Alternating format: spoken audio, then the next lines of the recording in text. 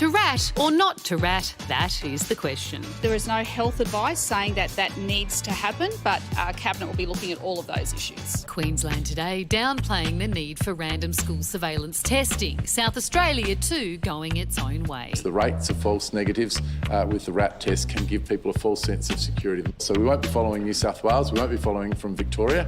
We'll be continuing to follow the expert health advice. The ACT will provide twice weekly tests for the first month of term. But unlike New South Wales and Victoria, students and teachers won't be required to use them unless they're symptomatic. The two largest states' plans receiving mixed reviews today. I'm frankly disappointed that the plans only came out yesterday. It feels like we're scrambling right at the last minute. I think it's a good range of measures. The introduction of the rapid antigen testing program is critical to this plan. We need information about whether saliva tests are available if students can't do the nasal testing. Things like mask wearing is not appropriate for all students. Worry bubbling among parents. You've got cancer patients that can't even go and get a test to get their treatment.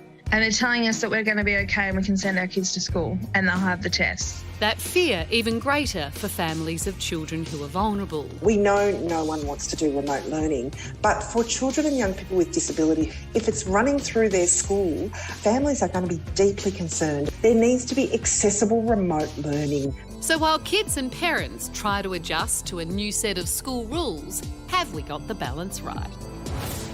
Georgie Dent is Executive Director of the Parenthood and she joins us now. Georgie, how are parents feeling? Are these plans putting their fears at ease at all? Well, look, last week the Parenthood surveyed just over 3,000 parents nationally and 2/3 of those parents came back and said that they do not believe it is safe for children to return to school as planned. Now, obviously that was before we've had Victoria and New South Wales and South Australia release their return to school plan.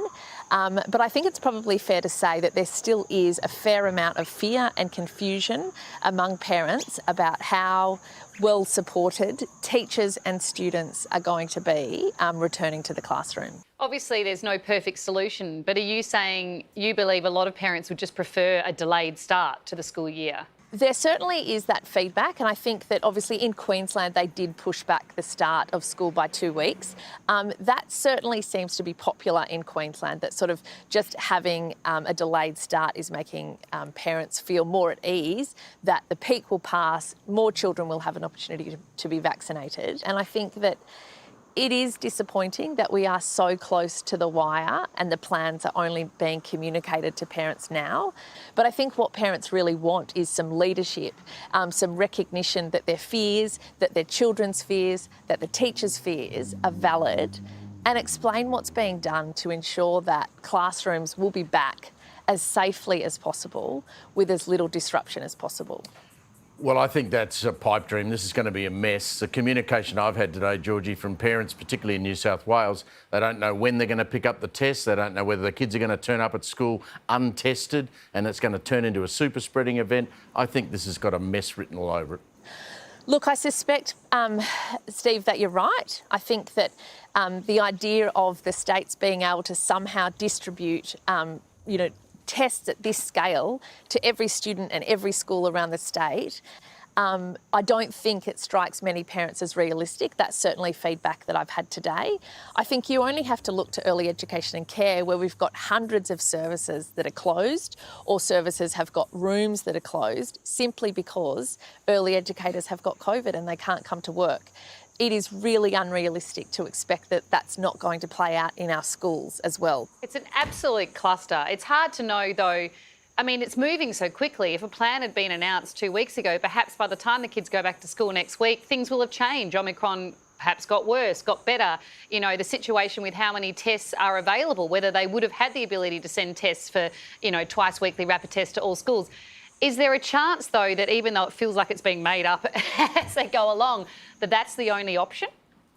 Look, I think so, and I think that is probably the feedback I've had more than anything else from parents, is that it feels like this is all just flying by the seat of our pants. And look, there were a number of organisations, including the Parenthood, that back in October called for a national COVID plan for children. There were a lot of indicators that this was going to be a difficult transition, and it is really disappointing that it seems like more planning didn't go into it. So I completely accept the point that even the best planning may not have created a perfect solution.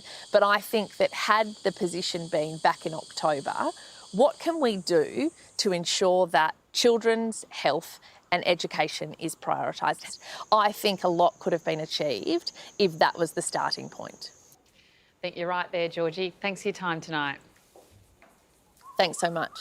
Well, you three have got school-aged children, right? I want to ask you all three of you a question.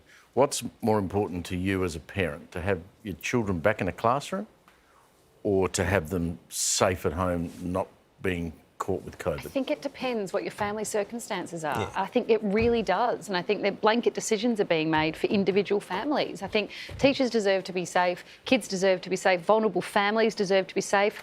I mean, is there a way that some remote learning could be available for those families, that's the only option? Either their kids don't do school or they have to physically be in class. I mean, but then teachers are already stretched, so I'm not sure how that even happens. I don't know, but I just feel like a blanket approach when each individual needs of families are so varying is almost impossible. Yeah, I've been cautious around COVID, but for some reason I'm not cautious on this. I mean, both my kids are double vaxxed. We are as a family as well. We don't have elderly relatives in the same state as us. We don't have underlying health conditions. I think it really is a case of where you're at with your family. I imagine having younger kids would be concerning because they might not yet be double vaxxed or vaxxed at all. No, and I've got one kid going to kinder that won't be vaxxed at all, but at the same time, living through 2 lockdowns, as you would have seen, Pete, with your kids, they haven't been at school, so there's the mental health impacts of that as well.